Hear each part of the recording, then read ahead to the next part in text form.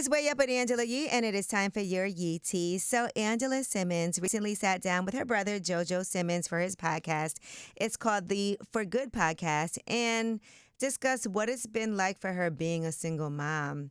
I think sometimes people tend to not even take into account all of that Angela's been doing as a mother and having gone through the grief that she's gone through, having to raise a son that I'm sure is experiencing that as well. So it was nice for her to have that conversation, in a space where she feels really safe. So here's what she had to say.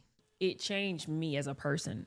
I had never experienced, other than our grandfather, loss that close. I didn't have a child to raise him alone, and his father's name is the same as his. So I didn't know how I would say his name ever again. In my head, I was like, whoa, this is nuts. I don't even know where to start, but I always owe it to therapy. And speaking of podcast conversations, Pastor Jamal Bryant sat down with Candy Burris and talked about, his mental state during his previous marriage. He was married to Giselle Bryant and found out he impregnated his mistress. Now, this is a really open and honest, transparent conversation. Here's what he had to say. When you found out that your child's mother was pregnant, what went through your head? I think that people really don't deal with the reality of thoughts of suicide. You thought about that? Oh, yeah. Basically, you had infidelity. Yes.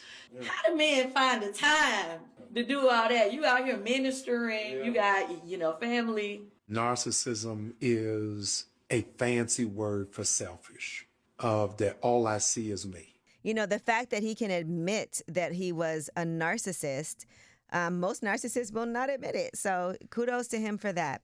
And Apollonia is now trying to sue Prince's estate. Apollonia from Purple Rain. She is saying that the estate has tried to claim ownership of her name and cancel her own trademark applications. If they succeed, the documents say it is highly likely Prince's estate will demand Apollonia cease using her name, and if not, bring a trademark infringement against her. Now, the estate's actions contradict what Prince would have wanted, according to her lawyer. She said that Prince himself consented to and encouraged Apollonia in her professional endeavors as Apollonia. He wanted her to be successful as Apollonia.